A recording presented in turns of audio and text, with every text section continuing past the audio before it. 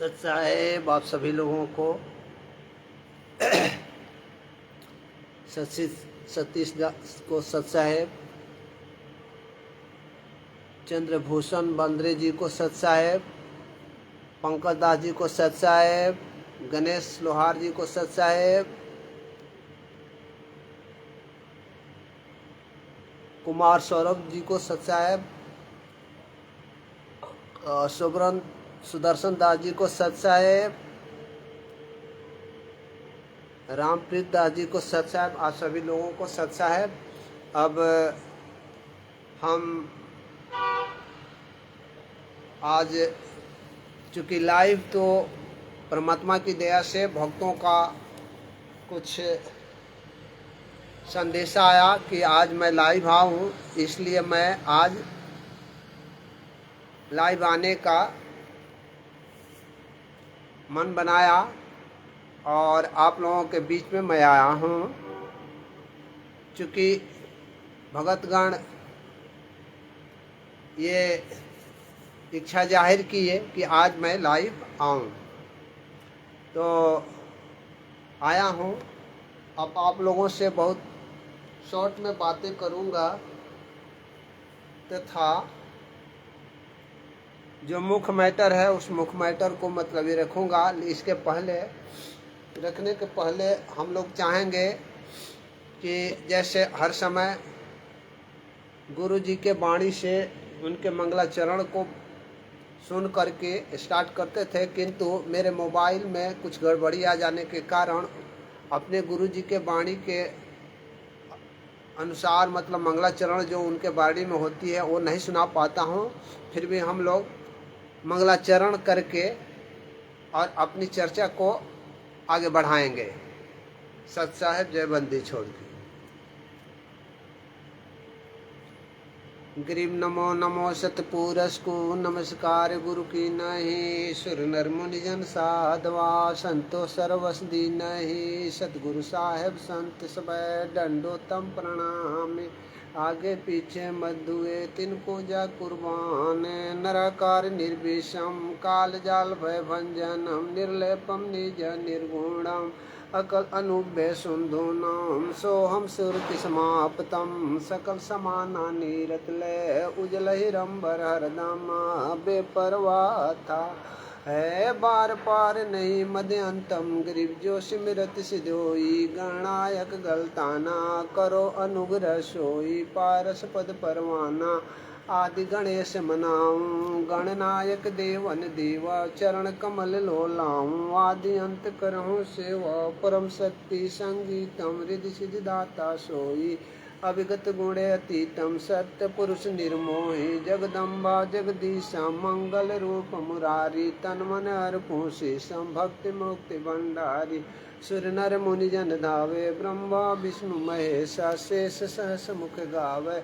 पूजय आदि गणेशा इंद्र कुबेर सरीखा, वरुण धर्म राय धावे। सुमरथ जीवन जी का मन इच्छा फल पावे। 33 कोटि अधारा धावे 688, उतरे भवजल पारा कटी है उनकी फांसी। 33 कोटि अधारा धावे 688, उतरे भवजल पारा कटी है उनकी फांसी।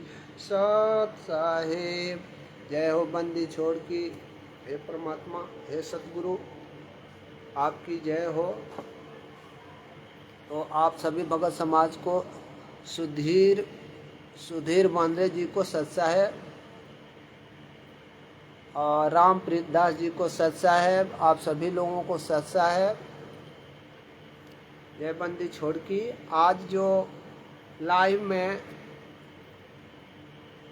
मैं आपके बीच इस बात को रखने के लिए आया हूँ कि संत रामपाल जी महाराज का आप लोग तो जान रहे हैं कि 429 और 430 में संत रामपाल जी महाराज का जमानत 28/8/2025 एवं 2/9/2025 को चंडीगढ़ हाई कोर्ट ने जमानत स्वीकृत कर ली थी। एक हिसार कोर्ट के विशेष अदालत में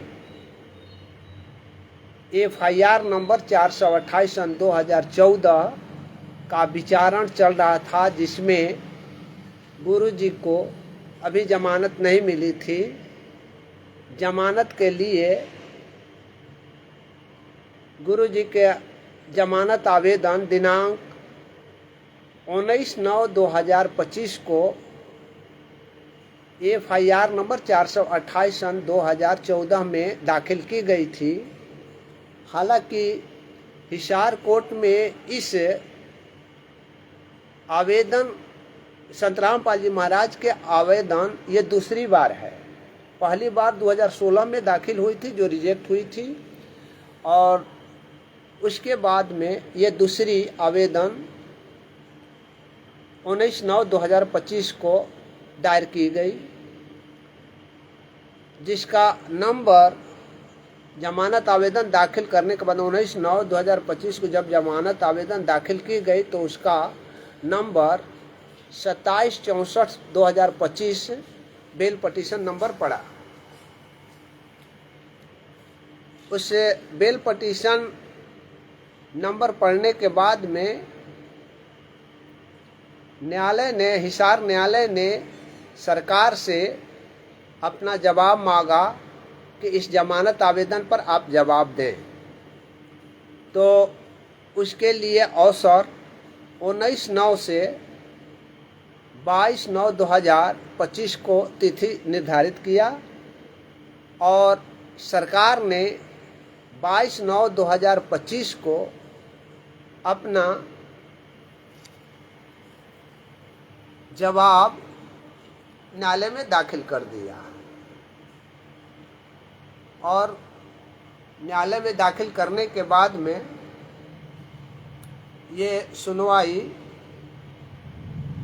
के लिए संत रामपाल जी महाराज का अधिवक्ता जो थे, सुनवाई के लिए उन्होंने प्रार्थना किया कि एक अलग तिथि दे दी जाए, उस पर हम सुनवाई कर लेंगे, यानी बहस कर लेंगे। तो न्यायालय ने उनके प्रार्थना पर, यानी कि डिफेंस जो वकील थे, उनके प्रार्थना पर 22/9/2025 के बाद 25/9/2025 अर्थात आज ही डेट निर्धारित की गई थी, जिस पर सुनवाई आज हुई। और होने के बाद में मैं आपको एक थोड़ी सी ये ऑर्डर शीट वगैरह आपको दिखा देता हूँ। चंद मिनटों में आपको ये दिखा करके छोड़ेंगे, पढ़ेंगे नहीं, क्योंकि ये देखिए, ये आपका केस नंबर 2764 सन 2025 रामपाल बनाम स्टेट ऑफ हरियाणा, ये एडवोकेट गुरुजी की तरफ से सचिन दास ने दाखिल किया था। और ये देखिए यहाँ सेकेंड बेल एप्लीकेशन, यानी दूसरी बार ये है। ये एप्लीकेशन जो दी गई थी वह दूसरी बार दी गई थी अंडर सेक्शन 409 CRPC के 439 CRPC के तहत, या BNS 483 के तहत में। यह रेगुलर बेल को मतलब दी गई थी, जिसमें चेकिंग करने के बाद में ये रजिस्टर्ड हुआ तथा notice of the bail application be issued to the state, यानी राज्य सरकार को नोटिस जारी किया गया, now to come up on 22/9/2025 for filing reply to the bail application. अर्थात 19 को ये रजिस्टर्ड होने के बाद में सरकार को ये नोटिस जारी किया कि आप इस पर रिप्लाई दें, और रिप्लाई देने के बाद में सुनवाई के लिए 25 तारीख को निर्धारित हुआ। इन्होंने, यानी राज्य सरकार ने 22 को अपना रिप्लाई दे दिया। उसके बाद में 25 को ये सुनवाई के लिए निर्धारित था, जो आज सुनवाई हुआ, आज ही 25 को था सुनवाई हुआ। तो इस सुनवाई में सबसे पहले आपको जानकारी रखना होगा कि 428 में FIR जो है 428 सन 2014 में कौन कौन सी धाराओं में विचारण चल रहा है गुरु जी का। गुरु जी, अब लाइन बिजली तो कट गई आज। ए चंदन, चंदन,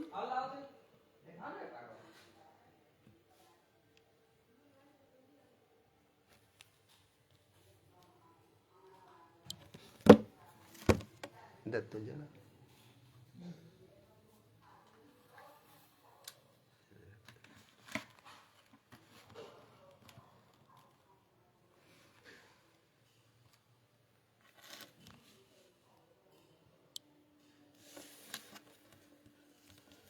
बिजली गुल हो गई थी, बिजली गोल हो गई थी, थोड़ी सी दिक्कत हो रही है। अब मैं आपको ये चूंकि दिखाना चाह रहा था ऑर्डर को, या आपको बता देना चाह रहा हूँ कि चूंकि दिखाने में अब थोड़ी दिक्कत होगी कि मतलब अंधेरा में पड़ेगा तो वो शब्द दिख नहीं पाएंगे, लेकिन फिर भी कोशिश कर रहा हूँ अगर दिख जाए तो थोड़ी सी संतुष्टि आप लोगों को हो जाएगी।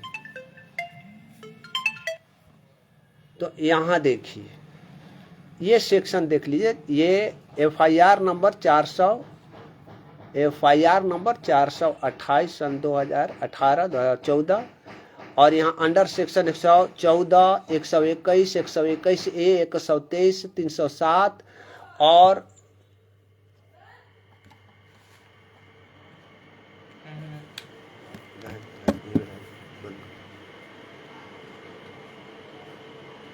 छोटा से डू नॉट डिस्टर्ब में डाल देते हैं फोन में आए।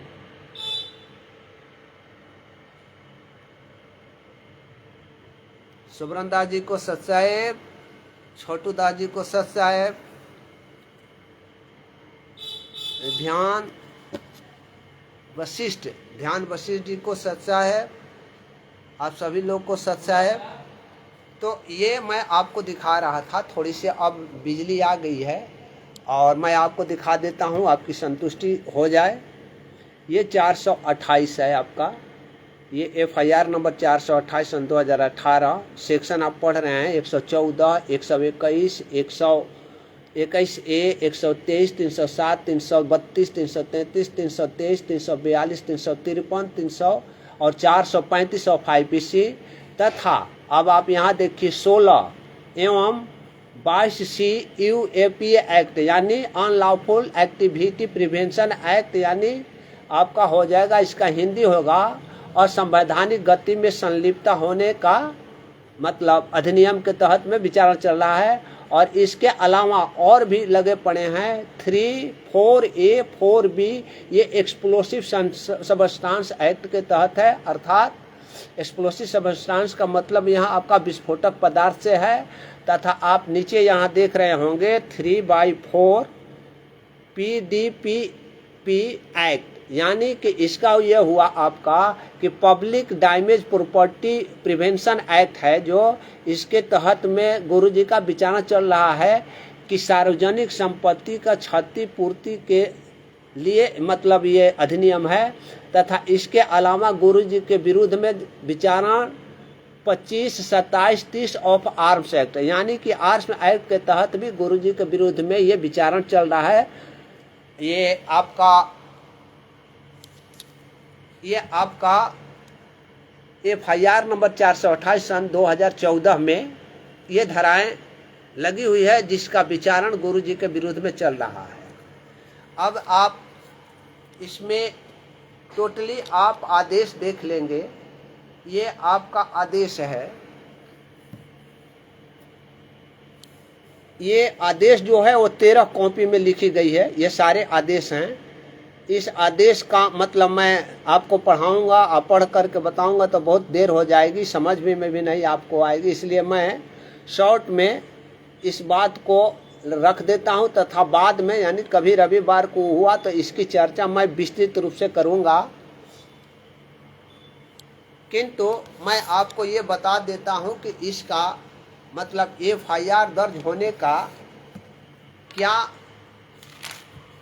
मैटर था, उसमें क्या FIR में दर्ज कराई गई थी, उसका संक्षिप्त रूप में आपको बता देते हैं यहाँ कि SI इंस्पेक्टर जो थे एक अधिकारी हुआ करते थे, तो उन्होंने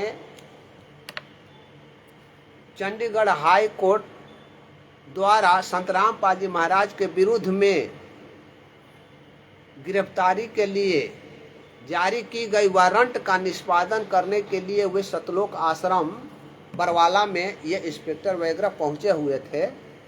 और वहां पहुंचने के बाद में वे अपने वारंट को, यानी कि चूंकि हाई कोर्ट का ये जारी किया हुआ वारंट था और ये हाई कोर्ट के आदेश को, कोर्ट के आदेश को निष्पादित करने के लिए वो बरवाला आश्रम तक आए हुए थे। और आने के बाद में ये जो भी वहाँ उसी समय में इनका कहना है कि बाबा रामपाल ने 700 यानी 600 से लेकर के 700 महिला एवं बच्चों को एकत्रित करके और मुख्य दरवाजे पर, मुख्य द्वार पर वो बैठा दिया था।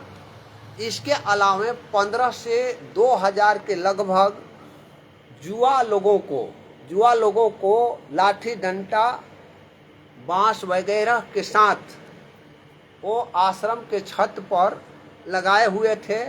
उसमें से कुछ लोग बंदूक भी लिए हुए थे। लाउड स्पीकर से, अब ये कह रहा है कि हम लोग लाउड स्पीकर से अनाउंस करके उन लोगों को बता रहे थे कि भाई ये चंडीगढ़ हाई कोर्ट ने वारंट निष्पादन करने के लिए आदेश दिया है, कानून आप सभी लोगों को माननी चाहिए और निष्पादन करने दीजिए। ये लाउड स्पीकर से अनाउंस कर रहे थे। किंतु वहाँ के ये मौजूद भगत लोग जो थे, जो वहाँ पर बैठे हुए थे, जो काले कमांडो बने हुए थे, बंदूक लेकर के और छत पर निगरानी कर रहे थे, वे लोग क्या किए कि हम लोग किसी भी हालत में, अंतिम सांस तक भी, किसी भी हालत में संत रामपाल जी महाराज को गिरफ्तार नहीं होने देंगे और ना ही कानून को हम लोग मानते हैं। इस तरीका से इन लोगों ने दिया। और उसके बाद में ये लोग छत पर जो लोग थे वहाँ से पेट्रोल बम, ईंट, पत्थर आदि पुलिस डिपार्टमेंट पर फेंकने लगे, जिससे अनेकों पुलिस में इसमें जख्मी हुए हैं, उनको चोटें आई हैं।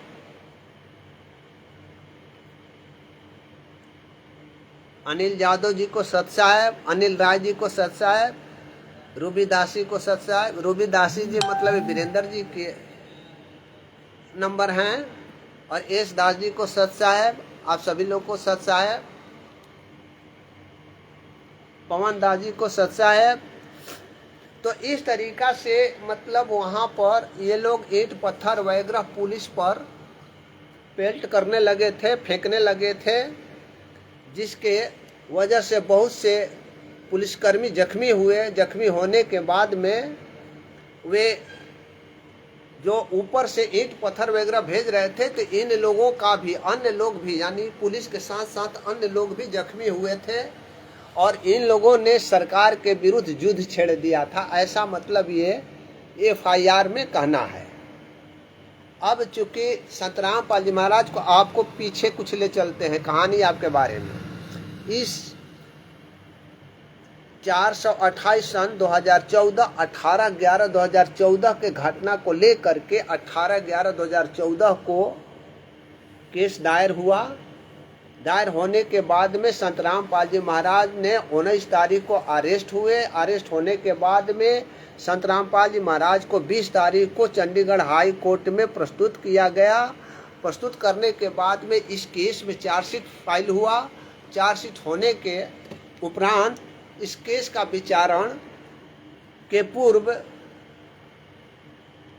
इन लोगों ने मतलब जब ये केस का विचारण प्रारंभ हुआ तो प्रथम बार इन्होंने 2016 में गुरु जी का जमानत आवेदन हिसार कोर्ट में दाखिल किए हुए थे, जो 2018 को, अब देखिए वहाँ 2016 में दाखिल जमानत आवेदन और 2018 में प्रचालित की गई थी। आप जरा समझ लीजिए कि 2 वर्ष क्या हुआ था।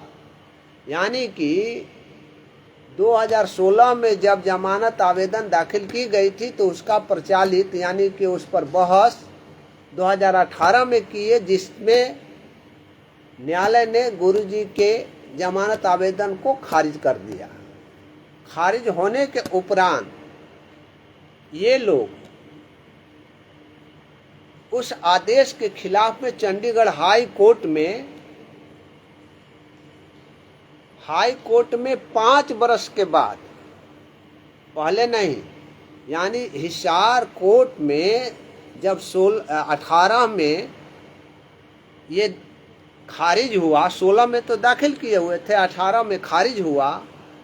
18 में खारिज होने के बाद ये चंडीगढ़ हाई कोर्ट में गुरुजी का जमानत आवेदन दाखिल नहीं किए, जा करके उन्होंने 2021 में दाखिल किया था, यानी 3 वर्षों के बाद। यानी अब चूंकि वो 16 में तो दाखिल किए थे, 18 में वो रिजेक्ट हुआ था, उसके बाद में ये 21 में दाखिल किए हुए थे, जो बहस होने के बाद 2023 में चंडीगढ़ हाई कोर्ट ने गुरुजी का आवेदन दाखिल करने के नहीं, ये थोड़ी सी भूल गए हम, मतलब दूसरी बात कहने लगे हैं। ये जब सन 2016 में रिजेक्ट हो गया तो ये 18 में मतलब वहाँ दाखिल किए चंडीगढ़ हाई कोर्ट में, जो 2021 में गुरुजी का उस आवेदन को विथड्रॉ कर लिए। विथड्रॉ करने के बाद उसका नंबर था 13,137। वे उसका मतलब अपील नंबर जो था बेल के लिए जो अपील नंबर उसका था 13,137, जो 2021 में उन्होंने विथड्रॉ कर लिया। विथड्रॉ करने के ठीक 2 वर्ष के बाद 2023 में, हालांकि ये मतलब पहले ही दाखिल किए हुए थे, 2023 में ये संत रामपाल जी महाराज का दूसरा जो चंडीगढ़ हाई कोर्ट में अपील दायर हुई था जमानत के लिए, वो 2023 में खारिज हो गया। इस तरीका से जब वहाँ खारिज हो गया तो ये लोग जो भी मतलब इस केस को कंडक्ट करते हैं या पैरविकार इसका हैं, जो भी हों, वे जब चंडीगढ़ हाई कोर्ट ने दूसरी बार मेरिट पर जमानत आवेदन खारिज किया था, उसके विरुद्ध में ये लोग चंडीगढ़ हाई कोर्ट के आदेश के विरुद्ध में सुप्रीम कोर्ट नहीं गए। क्या इन लोगों के पास सुप्रीम कोर्ट जाने का रुपए पैसे नहीं थे? 20-20 लाख 10-10 लाख का ये जो अन्नपूर्णा मुहिम में चला रहे हैं, जिसका कोई भी अता पता नहीं है कि कहाँ से पैसे आते हैं, किनके पीछे आते हैं, किसके क्या पीछे आते हैं। क्या गुरुजी के लिए जमानत आवेदन के लिए 5 लाख रुपए सुप्रीम कोर्ट में जाने के लिए नहीं था इन लोगों के पास? तो वे लोग नहीं गए। क्यों? अब इसकी जानकारी ये खुद ही जाने, खुद ही समझे कि क्यों नहीं गए। क्या इनके पास मतलब 5 लाख रुपए उस समय नहीं थे जो उस चंडीगढ़ हाई कोर्ट के आदेश के खिलाफ में सुप्रीम कोर्ट में जमानत आवेदन दाखिल करें? नहीं थे। लेकिन आप लोग थोड़ी सी समझिए ये कि वे, क्या नाम था बलजीत की लड़की का, बेबो ने जब शमशेर सिंह दहिया के विरुद्ध में FIR दर्ज करने का मतलब पत्र दिया था और वो पत्र पर कोई कार्रवाई नहीं हुआ, तो तुरंत ये राम प्यारी मतलब बेबी मतलब बलजीत की पत्नी का नाम प्यारी है, राम प्यारी है, राम प्यारी के जरिए शमशेर सिंह दहिया पर वहाँ पर सुप्रीम कोर्ट दिल्ली में दायर कराई गई थी। तो इसके लिए उन लोगों के पास पैसे थे और गुरुजी को जमानत के लिए पैसे नहीं थे। आप सभी भगत समाज जरा इस पर विचार करें। मेरा जो कहना है वो आप लोगों के समक्ष रख दिया, लेकिन विचार करना आप लोगों को है कि क्या उस समय ऐसे ऐसे झूठे मुकदमे करने के लिए अंत में झूठा मुकदमा भी हुआ। तो उस समय उसको भी मैं आपको दिखाऊंगा कि सुप्रीम कोर्ट ने कॉग्निजेंस ले लिया और निर्देश दिया हिसार कोर्ट के मजिस्ट्रेट को कि इस पर आप जो है अपने ये जो आदेश था उसके आदेश के आलोक में स्वयं मजिस्ट्रेट को निर्देश दिया कि आप इस पर इन्वेस्टिगेशन जारी करें। मजिस्ट्रेट ने बलजीत की बेटी जो ये बेबो है उसको नोटिस अनेकों बार दिया कि आप आकर के अपना स्टेटमेंट दो। तो ये बलजीत की बेटी बेबो ने अपना स्टेटमेंट नहीं दिया, ये कह करके वहाँ से निकली कि मैं जब भी स्टेटमेंट दूंगी तो सुप्रीम कोर्ट के चीफ जस्टिस के समक्ष दूंगी। अब बताइए, चीफ जस्टिस ने क्या मतलब इनके घर का कोई पेड़ पौधा है कि पत्ती जब चाहे तब तोड़ लिया, जब चाहे मतलब छोड़ दिया। सुप्रीम कोर्ट ने जब अपने अंडर में इनको इन्वेस्टिगेशन करने के लिए अपना मजिस्ट्रेट नियुक्त कर दिया और आप उसी हिसार जेल में हो या जिंद जेल में हो, तो आपको बयान देने में क्या दिक्कत थी? दिक्कत तो नहीं थी, लेकिन ये सब लोग जानते थे कि ये झूठा है, झूठे केस हैं और झूठे केस में बयान क्या देंगे। और ये बयान वहाँ क्या देती? सुप्रीम कोर्ट में बयान भी देती तो वही बयान तो यहाँ भी दे सकती थी। और ये सुप्रीम कोर्ट ने मजिस्ट्रेट को नियुक्त किया था तो यहाँ बयान नहीं दे पाई। तो मेरा कहने का मतलब ये है कि ऐसे ऐसे झूठे केसों में फंसाने के लिए, और ये भी फंसाई हुई थी क्या कि शमशेर सिंह दहिया ने हमारे साथ जेल में हमारे शारीरिक शोषण करने के लिए मतलब उत्तेजित रहता है। ऐसे ऐसे शारीरिक शोषण अपने ये बैठका में यानी ऑफिस में बुला करके ऐसा ऐसा घटना किया है, ये मतलब ये केस लिखवाई थी। सुप्रीम कोर्ट के निर्देश को भी ये लोग मतलब धत्ता पर रख दिए, अपना बयान नहीं दिए। अंततः मजिस्ट्रेट ने पाया कि ये केस जो है वह झूठा है और उस केस को वहीं पर ड्रॉप कर दिया, खत्म कर दिया।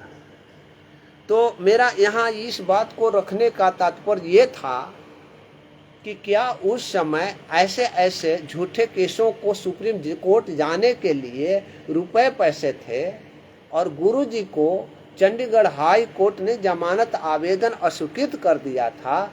तो क्या सुप्रीम कोर्ट जाने के लिए इन लोगों के पास समय या पैसे नहीं थे? तो नहीं, इन लोगों को वहां नहीं जाना है। आज भी हम समझ रहे हैं कि ये लोग नहीं जाएंगे, क्योंकि जब चंडीगढ़ हाई कोर्ट में 2023 में गुरुजी का जमानत आवेदन दो बार दाखिल जो हुआ वो खारिज कर दिया है, तो 2023 के बाद अभी तक नहीं गए, तो फिर आपको हिसार कोर्ट में दाखिल करने की क्या जरूरत थी? चंडीगढ़ हाई कोर्ट के आदेश के खिलाफ में आप सुप्रीम कोर्ट ही दाखिल कर देते। सुप्रीम कोर्ट कुछ भी सोचता। अगर मान लीजिए कि सुप्रीम कोर्ट में डबल बेंच ही गया या सिंगल बेंच में ही गया, रिजेक्ट भी करता, तो उसके ऊपर फुल बेंच था, फुल बेंच में जाते, सब कुछ में जाते। लेकिन यहाँ तक नहीं जाना है, लेकिन यहाँ के वकील को रखना है, जैसे एपीसी को वकील रखे हुए थे। तो इसे तो साफ जाहिर होता है कि सुप्रीम कोर्ट में एपीसी है, तो एपीसी से गुरुजी को निकालने के लिए कोई दाखिल नहीं करवाते हो। कारण क्या है? और एपीसी हिसार कोर्ट में वकील बना फिर रहा है। अरे भाई, तुम कहते कि यहाँ से नहीं हुआ तो सुप्रीम कोर्ट में हम लोग दाखिल करें, सुप्रीम कोर्ट में हम लोग ट्राई करें, तो ट्राई करनी चाहिए। देना या ना देना वो तो दूसरे के हाथ में है, लेकिन हमारा ट्राई करना, हमारा आवेदन दाखिल करना तो परम अधिकार है, हम दे सकते हैं। लेकिन जो कोई भी देना भी चाहता है, कोई भी भगत समाज इसके लिए सामने आ भी रहा है, तो न जाने इन लोगों को, ये राष्ट्रीय समाज सेवा समिति को क्या पड़ी है कि वैसे भक्तों को ये डरा करके, धमका करके या मारपीट करके या किसी भी तरीका से अड़ंगा लगा करके वहां तक गुरु जी के प्रति कार्य करने के लिए जाने नहीं देते हैं। ये ऐसी स्थिति है। आखिर ये स्थिति क्यों आ रही है ऐसी? हम सभी भगत समाज को इस पर विचार करने होंगे, इस पर सोचने होंगे कि हमें क्या करना चाहिए। हम और आप जो हैं अपने गुरु को चाह रहे हैं, तो अपने गुरु के प्रति क्या करनी चाहिए हमें विचार करने पड़ेंगे। और विचार में आपका आ जाए कि नहीं ये गलत कर रहे हैं, तो हमें आवाज उठानी चाहिए कि भाई ऐसे क्यों हो रहा है। एक जो कि मतलब बेबुनियादी केस है, गलत और झूठ का आरोप है, उसके पीछे पैसे फेंकते जा रहे हो और गुरु जी का जमानत रिजेक्ट ही कर दिया चंडीगढ़ हाई कोर्ट ने, तो सुप्रीम कोर्ट में जाते 10 लाख वो अन्नपूर्णा मुहिम में चलाते हैं, 5 लाख इसी में सह जाता। और आप तो कह रहे थे एक दिन का वो 5 लाख ले रहा है एपीसी, तो एपीसी अपने सुप्रीम कोर्ट में रह करके क्यों नहीं दाखिल करवाया या किया? वे मतलब अपने सुप्रीम कोर्ट के कार्य को छोड़ करके हिसार कोर्ट में मतलब चिल्लाने जा रहा था कि हाँ है, लेकिन वहां भी नहीं था। इनको मोहरा बनाया गया था। और मोहरा किस लिए बनाया गया था? जिसे आप लोग देखते हैं ना कि नवरत्न का तेल वो अमिताभ बच्चन करोड़ों रुपए ले करके और एडवर्टाइजमेंट करता है, उसी तरह से ये एपीसी को एडवर्टाइजमेंट करने के लिए राष्ट्रीय समाज सेवा समिति ने ये एम्बेसडर नियुक्त कर दिया था इनका। इस तरीका से हमें इन बिंदुओं पर विचार विमर्श करने होंगे। विचार विमर्श करने के बाद में ये बातें रखने होंगे। किसी की ये शिकायत या किसी से शिकवा शिकायत हो या गिला शिकवा हो, ऐसा नहीं है। ऐसा ये है कि गुरु जी के प्रति हमें आवाज उठाने का ये संविधान से, यानी संविधान में जो आपका भाषण देने का स्वतंत्रता प्राप्त है, आपको आवाज उठाने का स्वतंत्रता प्राप्त है, लेकिन वो आवाज कैसी होनी चाहिए? वो आवाज संविधान के अनुकूल होने चाहिए। ये न कि इसके लिए हम डर। तो वहीं थोड़ी सी प्रॉब्लम हो गई थी, नेट डिस्कनेक्ट हो गया था, तो इसके लिए हम आप सभी से क्षमा मांगेंगे कि आप लोगों ने इंतजार किया। बिंदु राज जी को सत्सा है, मांगे राम लीला जी को सत्सा है, उदयवीर सिंह जी को सत साहेब, सौदागर लाल जी को सत साहेब, राकेश कुमार वर्मा जी को सत साहेब, आप सभी लोगों को सत साहेब। अभी हमने आप लोगों को ये मतलब 25/9/2025 को जो ये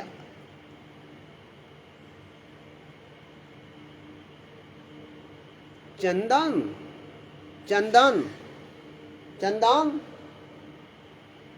2025 को जो जमानत आवेदन खारिज हुआ था, उसका विवरण मतलब हमने मतलब वो निकाला है, किंतु समय कम के कारण, चूँकि मतलब आज हम लाइव आने वाले में से नहीं थे, लेकिन भक्तों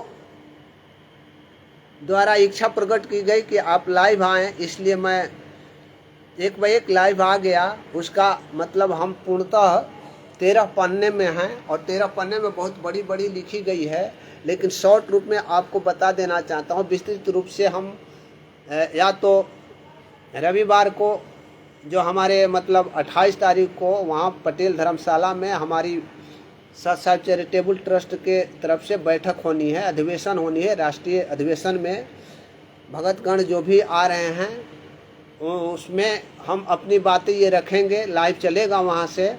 लाइव में आपको ये इस बिंदु पर बताई जाएगी विस्तृत रूप से, लेकिन अभी शॉर्ट में आपको बता देते हैं कि न्यायालय ने इस बिंदु पर, हिसार कोर्ट जो है इस बिंदु पर 25/9/2025 को जमानत आवेदन खारिज किया है कि ये हिनियस क्राइम है और विचारण जो चल रहा है वह ये बहुत ही घृणित अपराधों के तहत चल रहा है। और सबसे बड़ी बात यह है कि जब कभी भी संत रामपाल जी महाराज का पेशी की तिथि होती थी, उसी तिथि पर उनके अनेकों अनुयायी गण वहाँ पहुँच करके और ये कभी लॉ एंड ऑर्डर को, कभी न्यायालय को, कभी जिला प्रशासन, पुलिस पदाधिकारी गण के साथ एक एक हाथ, दो दो हाथ लोग करते थे। इसका खामियाजा ये हुआ कि ये ऑर्डर में लिखी गई है कि इतने उदंडता न्यायालय के समक्ष ये लोग इनके अनुयायी कर रहे हैं, तो यदि इनको छोड़ दी जाती है तो फिर वही कांड होगी, यानी बरवाला वाली कांड होगी। और दूसरी बात ये कि ये लोग उसी रोज आते हैं, पहले दर्शन करने के लिए नहीं आते हैं।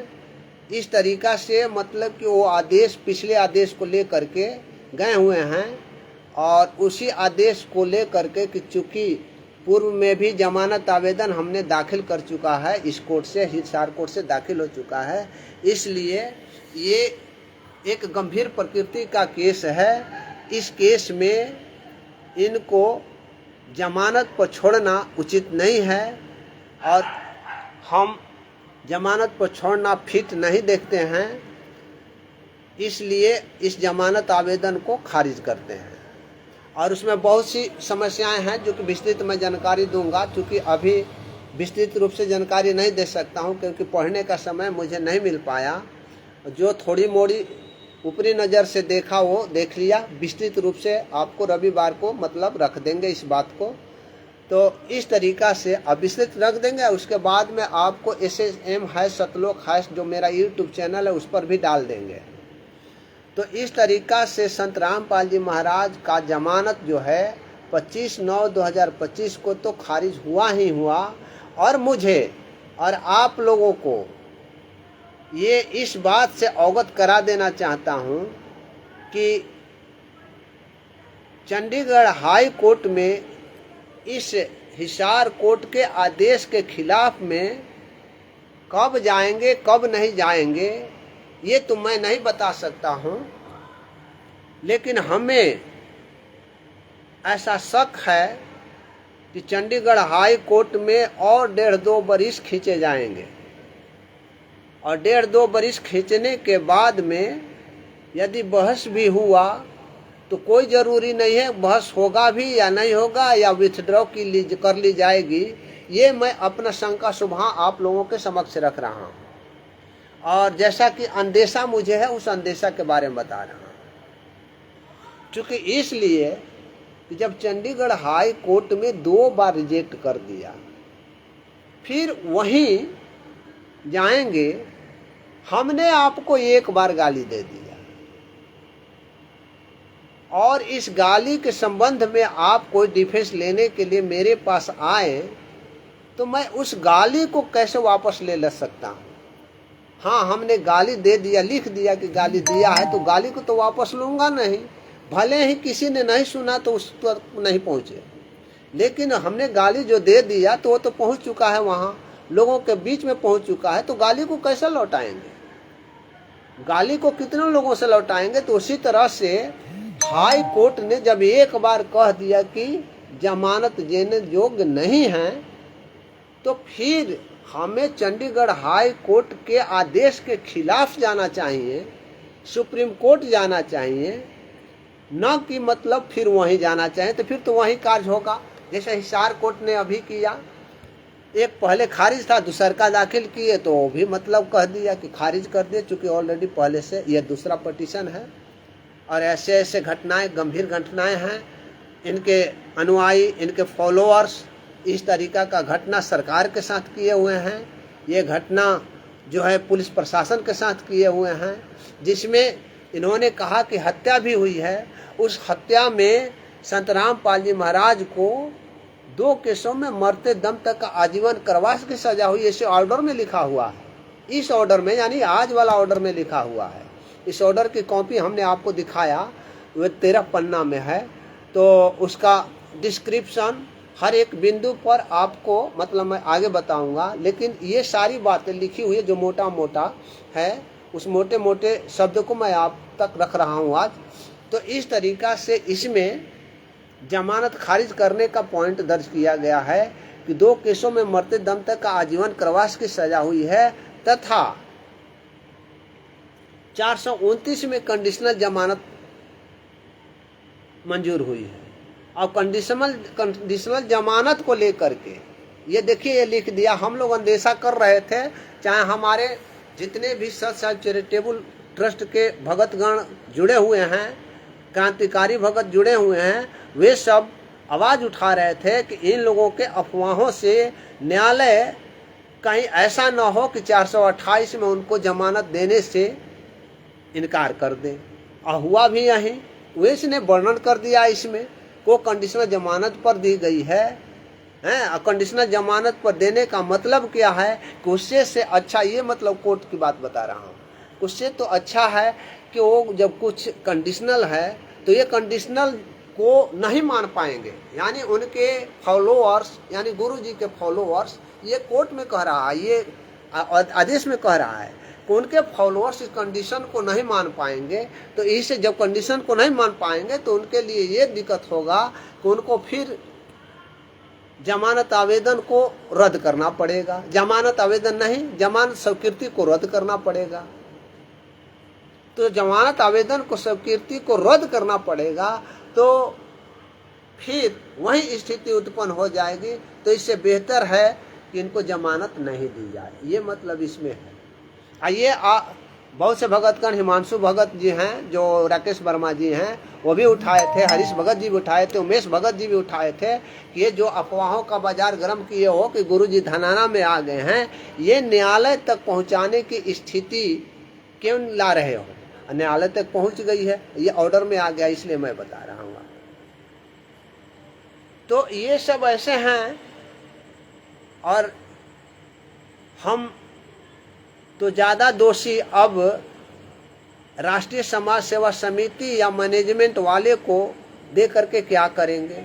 सबसे ज़्यादा दोषी भगतगण हैं, वो भगतगण जो राष्ट्रीय समाज सेवा समिति मैनेजमेंट के साथ में लग करके अपने गुरु को भूल चुके हैं।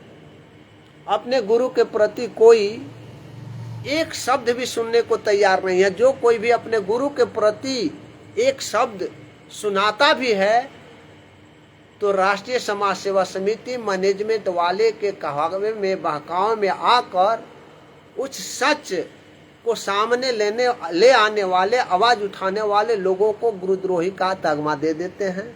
और ये लोग वे तो दे देते हैं, राष्ट्रीय समाज सेवा समिति मैनेजमेंट जो अपने धंधा को चलाने के लिए कुछ भी कर सकते हैं तो दे सकते हैं। लेकिन सबसे बड़ी बात यह है, ये मूर्ख नादान जो भगतगण हैं वो उनके कहावे में आकर के मान लेते हैं। अरे भाई, गुरुद्रोही का कोई परिभाषा भी होता है, किसको गुरुद्रोही कही जाती है। कम से कम ये भी तो विचार करो। भगतगण ये विचार नहीं करेंगे, कह दिया गुरुद्रोही, बस किसी ने मतलब कहानी में, कहावत में कहा है कि किसी ने कह दिया कि देखो तुम्हारा कान कौवा लेकर के उड़ा, तो जिसका ये कान है वो कान को छू करके नहीं देखता है कि कान है भी या नहीं है, वो कौवा के पीछे दौड़ने लग जाता है। अपने कान को नहीं देख रहा है, कान को नहीं छू रहा है, कान को नहीं पकड़ रहा है, लेकिन कौवे के पीछे दौड़ने लग जा रहा है। वही है राष्ट्रीय समाज सेवा समिति कौवा, और ये उन लोगों के साथ लगी हुई भेड़ चाल चलने वाली भगतगण, ये जो है कि इनका कान, मतलब इनका कान जो है कौवा लेकर के उड़ा, यानी कि राष्ट्रीय समाज सेवा समिति लेके उड़ा और ये लोग कौवा के पीछे भाग गए। ये स्थिति है इन लोगों के पीछे। तो ये जो है भगत समाज ही सबसे ज्यादा गुरु जी को बाहर निकलने में रोड़ा बन रहा है। तो इस बात को हम सभी भगत समाज को इस बात पर विचार करनी होगी कि गुरु जी को बाहर कैसे लाएं। और एक दूसरी बात, ये भी बात देखिए, कहना हम भूल गए थे इस बात को, मतलब हमने रखा था कि रविवार या कभी भी लाइव में आएंगे तो बात को रखेंगे। अरे भाई, जब चंडीगढ़ हाई कोर्ट ने गुरु जी को कंडीशनल जमानत दे दिया और उनके धार्मिक, राजनैतिक कोई भी कार्यक्रम, सत्संग चाहे जो भी हो, कोई भी कार्यक्रम नहीं कर सकेंगे, तो एक पत्थर की मूर्ति की तरह फिर आश्रमों में कैसे बैठेंगे। और ये राष्ट्रीय समाज सेवा समिति नहीं चाहेगी कि वो पत्थर की मूर्ति नहीं बने रहें, क्योंकि वो तो उनका एक फंडा मिल गया कि इनको सत्संग नहीं करने हैं, इनको बोलने नहीं है। आश्रम में भीड़ तो मुनिंद्र धर्मा ट्रस्ट लगावेगा, ये कहाँ से लगावेंगे। ये चुपचाप घर में बैठे हुए हैं और सत्संग चलता रहेगा, एलडी से चलता रहेगा, सीडी डीवीडी से, क्योंकि यहाँ पर तो भीड़ लगानी नहीं है। तो ये राष्ट्रीय समाज सेवा समिति का फंडा है, तो उससे मैं प्रश्न नहीं करेंगे। मैं उनसे प्रार्थना करूंगा कि आप ये कंडीशनल जो जमानत चंडीगढ़ हाई कोर्ट ने दिया है, उसके खिलाफ आप सुप्रीम कोर्ट में क्यों नहीं जाते हो कि कंडीशनल जमानत को रद्द की जाए और साधारण वे में उनकी जमानत दी जाए, जमानत पर रहें। ये कंडीशनल जमानत तो वही स्थिति हुआ, चाहे जेल में रहें चाहे आश्रम में रहें। जब एक संत को क्या कर्तव्य है, एक संत को तो कर्तव्य यही है कि अपने वचनों से, अपने ज्ञानों से लोगों के बीच, समाज के बीच अपने ज्ञान को रख करके उनके अंदर की विकृतियां को, उनके अंदर की विकार को धोना है। और वो काम ही जब संत जी नहीं करेंगे तो फिर उनको जेल से बाहर आवे या ना आवे क्या मतलब रह जाता है। इसलिए हम आप आवाज उठाएं कि राष्ट्रीय समाज सेवा समिति उस कंडीशनल जो कंडीशन दिया गया है, उस कंडीशन को रद्द कराने के लिए, जमानत हमारा स्वीकृत है, केवल कंडीशन पर जमानत नहीं दी जा सकती है। यह हमारे संविधान का उल्लंघन है। मतलब जब हमें जमानत दे देते हैं और कोई भी ये कहे कि आप जेल में हो, जेल से हम तुमको जमानत दे देते हैं, लेकिन जमानत लेने के बाद में बाहर खाना नहीं है, तो क्या मरेंगे? काम नहीं करना है तो भूखों मरेंगे। ये कार्य नहीं करने हैं तो ये अवरुद्ध जो न्यायालय ने किया है, तो आपका संविधान तो कहता है कि एक संत का तो अधिकार होता है लोगों को जागरूक करना, लोगों को ज्ञान देना, लोगों के जीवन में जो विकार है उस विकार को खत्म करना। तो जब तक से ज्ञान नहीं देगा, जब तक से सत्संग नहीं देगा, तब तक से समाज की कुरीतियां कैसे दूर होगी। तो इसके लिए आप चंडीगढ़ हाई कोर्ट के आदेश के खिलाफ सुप्रीम कोर्ट भी जा सकते हो, तो उसके लिए भी जाओ।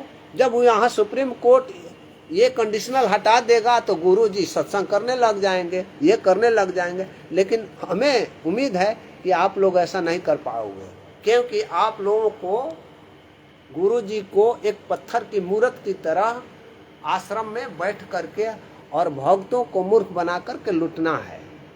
मेरा ये सोच है।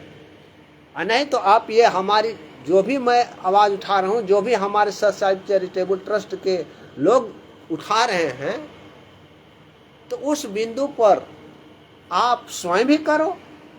स्वयं ही करोगे तो हमें तो केवल गुरु जी चाहिए, हमें ये चाहिए।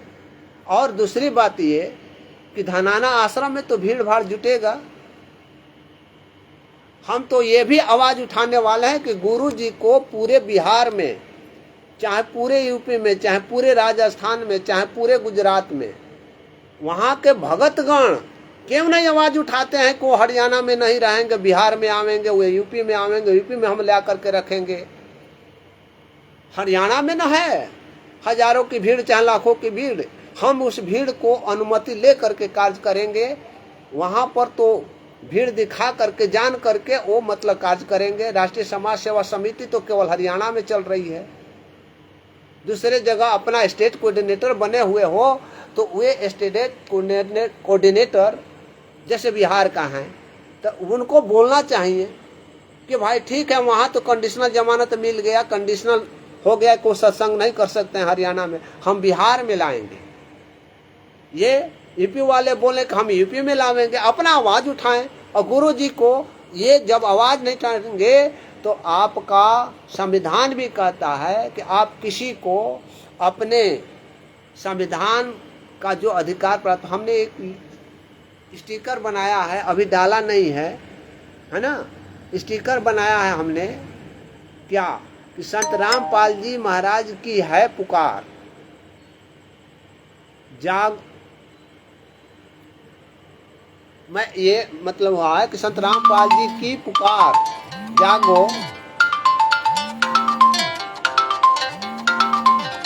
एक मिनट भगत जी, आप लोग थोड़ी सी इंतजार कर लीजिए, सीरियस। तो हमें ये सब बातें उठानी पड़ेगी और जब हम उठाएंगे तभी कुछ फल मिलेगा। आपकी आवाज़ अभी यहाँ आई, कम से कम इतना तो आगे बढ़े कि आवेदन दाखिल होने लगा, लोगों में जागरूकता फैलने लगी, लोग मतलब ये करते रहे अपना। तो हमारे जो भी भगत भाई हैं जम करके अपने इस बिंदु पर आवें कि हरियाणा में रोक लगी है, ठीक है, वहाँ आश्रम में तो भीड़ भाड़ लगाओगे और गुरु जी को पत्थर की मूर्ति जैसा बना करके रखोगे। गुरु जी का ये संवैधानिक अधिकार है कि जेल से बाहर आ गए तो उनको अपना कार्य करने का, अपना कर्म करने का, अपना खाने का, अपना रहने का, अपना सोने का, अपनी सुरक्षा का अधिकार तो संविधान देता है। उस संविधान देता है और उस संविधान के संवैधानिक अधिकार को ये हनन हो रहा है। तो हनन के लिए यानी मौलिक अधिकार का जब हनन होता है तो रिट फाइल होता है सुप्रीम कोर्ट में। तो ये राष्ट्रीय समाज सेवा समिति को गुरु जी का ये जो अधिकार हनन हो रहा है ऐसे आदेश से, को कुछ दिन में ऐसा होगा ये भी कोई आदेश है कि आपको जमानत देते हैं मगर खाना नहीं, कार्य नहीं करना, कपड़ा नहीं पहनना, मूर्त की तरह एक जगह बैठे रहना, तो उससे अच्छा है कि चलो हम सरकारी सेवक ही बन करके जेल में ही रहें। तो ये मतलब इसके लिए तो ऊपर कानून है ना, आप संविधान का आधार लेकर के फंडामेंटल राइट्स का मतलब संविधान में जो वर्णन है उसको लेकर के आप सुप्रीम कोर्ट तो जा सकते हैं, भले ही न हो, लेकिन हम उसके प्रयास से क्यों पीछे रहें। तो भगत समाज को मतलब ये इस बात को बुलंद से आवाज उठानी पड़ेगी कि राष्ट्रीय समाज सेवा समिति वहां जाए और गुरु जी के कंडीशनल जमानत जो हुआ है वो कंडीशन को, जमानत तो स्वीकृति रहेगा, कंडीशन को रद्द कराने के लिए प्रक्रिया करे फंडामेंटल राइट्स के तहत में। और फंडामेंटल राइट्स का जहां उल्लंघन होता है वहां रीट फाइल होता है और रीट सुप्रीम कोर्ट में किया जा सकता है या चंडीगढ़ हाई कोर्ट में चंद रीट के लिए दाखिल किया जा सकता है। लेकिन यहाँ चंडीगढ़ हाई कोर्ट में रीट दाखिल करना उचित नहीं है, सुप्रीम कोर्ट में ही रीट दाखिल करना उचित होगा। क्यों? क्योंकि ये कंडीशन चंडीगढ़ हाई कोर्ट ने ही लगाया है, तो अपने फैसले के विरुद्ध में वो अपने फैसले को कमजोर नहीं करना चाहेगा। इसलिए आप सुप्रीम कोर्ट में जाने के लिए मतलब ये कार्य करें और भगत समाज इस पर आवाज उठाए, आवाज उठा करके उनको कहे कि उस कंडीशन से हटाइए, नहीं तो गुरु जी को हमारे यहाँ दीजिए, हमारे यहाँ दीजिए। हम तो मतलब फोन पर जितने भी भगत गण का आ रहा है तो मैं यही कह रहा हूँ कि आप आवाज उठाओ कि वो हमें किसी भी कोऑर्डिनेटर या नामदान संचालक हो, तुम काम करते रहो, उसे मतलब नहीं है। लेकिन गुरुजी जब आने के लिए इस तरीका से हो गए तो उनके लिए यहाँ लाने के लिए, अपने यहाँ लाने के लिए क्यों नहीं आवाज उठाते हो? क्या तुमको केवल नामदान सेंटर में पैसे वाले की जुगाड़ चाहिए कि गुरुजी को भी आने की जुगाड़ चाहिए? तो हरियाणा को छोड़ दो, हरियाणा में तो अनेकों आश्रम बन चुके हैं, हरियाणा में अनेकों भीड़ भाड़ लग सकते हैं, हरियाणा के लोग जिद्दी होते हैं, जाट समाज जिद्दी होती है। तो उस बात को छोड़ करके आप तो कम से कम अपने यहाँ बुला सकते हो, अपने यहाँ उनके लिए आवाज उठा सकते हो। भगत गण चाहे वो बिहार का हो, एक हो करके गुरुजी को बिहार में लाने के लिए कोशिश करें। और यहाँ पर सरकार से अनुमति ली जाएगी, हर कुछ ली जाएगी कार्य करने के लिए। तो ये भगत समाज को सोचने पड़ेंगे, आवाज उठाने पड़ेंगे। आवाज उठाने के कारण ही आज इस स्थिति पर परमात्मा लेकर के हम लोगों को आए हुए हैं।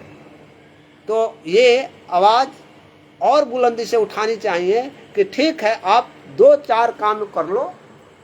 पहला काम ये कर लो कि आपके यहाँ गुरुजी का पत्थर की मूर्ति की तरह बनने से अच्छा है कि आप उन्हें मतलब ले भी जाएंगे। आप जरा सोच लीजिए, ले भी जाएंगे तो ये लोग हाई जैक करके ही ले जाएंगे, क्योंकि गुरुजी को कहीं ठिकाना नहीं रहेगा, कहाँ रहेंगे कहाँ नहीं रहेंगे।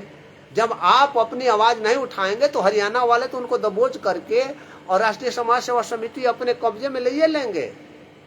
तो इस कब्जे से छुड़ाने के लिए पहले आप खुद को जागरूक बनो, खुद आवाज उठाओ, खुद गुरुजी का आवाज बनो, ताकि वो बाज रूपी ये जो राष्ट्रीय समाज सेवा समिति जो बाज रूपी पंछी है, उस पंछी के पंजों से ये हट जाएं। गुरुजी आवे, बिहार में आवे, यूपी में आवे, गुजरात में आवे, कहीं भी आवे, हरियाणा को तो मतलब छोड़ दें। तो आप बिहार वाले भगतगण अपनी आवाज क्यों नहीं बनते हो, अपनी आवाज क्यों नहीं उठाते हो कि गुरुजी को हम लाएंगे, चाहे ये नामदान संचालक वाले हों। तो तुम्हें क्या चाहिए? केवल मतलब नाम दीक्षा देना, गुरुजी को नहीं चाहिए। तो ये साबित हो जाएगा, अगर नहीं आवाज उठाते हो तो ये साबित हो जाएगा कि तुम ही लोगों ने गुरुजी का, वैसे साबित तो हो ही गया है, लेकिन तुम लोग आज भी गुरुजी को जेल से बाहर निकलने देना नहीं चाहते हो। तो ये सारे संचालकों के विरुद्ध हमें आवाज उठाने पड़ेंगे कि अब तो गुरुजी आने की स्थिति में हैं। तुम तो कह रहा था कि मतलब वो जेल से ही सतलोक चले जाएंगे, लेकिन आज स्थिति ये आ गई कि गुरुजी हमारे और आपके बीच आना चाहते हैं। तो आप ये नामदान सेंटर खोल रखे हो, तो तुम क्यों नहीं आवाज उठाते हो कि तुम्हारे नामदान सेंटर बिहार में, तुम्हारे नामदान सेंटर यूपी में, तुम्हारे नामदान सेंटर गुजरात में, तुम्हारे नामदान सेंटर झारखंड में क्यों नहीं आवे? आप आवाज उठाओ, हम लोग भी तुमको मतलब सपोर्ट करेंगे। और तुम्हें कार्य करना, तुम्हें आगे चलना, हम लोग पीछे पीछे तो रहेंगे। हम लोगों का कोई ये उद्देश्य नहीं है कि मतलब शान शौकत हमारी बनी रहे। अरे तुम्हारी शान शौकत बनी रहे, लेकिन तुम तो गुरुजी को ला करके दिखाओ, यहाँ अपनी आवाज तो बुलंद करो। ये हमें लोगों को समझने पड़ेंगे, जागरूक करने पड़ेंगे, आवाज उठाने पड़ेंगे और अपने गुरुजी के लिए उठाने पड़ेंगे। तो ये था आज का मतलब जो विषय था, वो शॉर्ट में था। पूर्णतः विस्तृत रूप से अगले ये रविवार को जो बैठक होनी है पटेल धर्मशाला में सासाराम में, और बहुत से भगतगण का फ़ोन आया है कि यहाँ आ रहे हैं, और राजस्थान से भी लोग आ रहे हैं, शिमला से भी एक भगत ने फ़ोन किया था, और पटना वगैरह से भी आ रहे हैं, यूपी से आ रहे हैं, फर्रुखाबाद वगैरह से भी आ रहे हैं, तो झारखंड से भी आ रहे हैं। तो ये वहाँ पर ये बातें रखी जाएगी, लाइव भी चलाई जाएगी। और साथ ही आप लोगों को बता देते हैं कि जो भी भगतगण आएँ तो यहाँ से कम 5 से 10 किताबें अपने यहाँ ले जा कर के लोगों तक पहुँचावें इस किताब को, क्योंकि इस किताब का मतलब जो डिमांड आ रहा है। तो कुछ भगतगण दूरी के चलते, कुछ भगतगण मतलब कुछ ज़्यादा पोस्टल खर्च होने के कारण वो लोग मतलब झिझक जा रहे हैं। तो आप लोग वहाँ से ले जा कर के फ्री ऑफ कॉस्ट में उनको अपना सुपुर्द कर दें, या जो भी मतलब इसकी इच्छा, अभी दिल्ली से आया था तो हमने कहा कि प्रेम भगत जी के पास में अगर होगा तो मतलब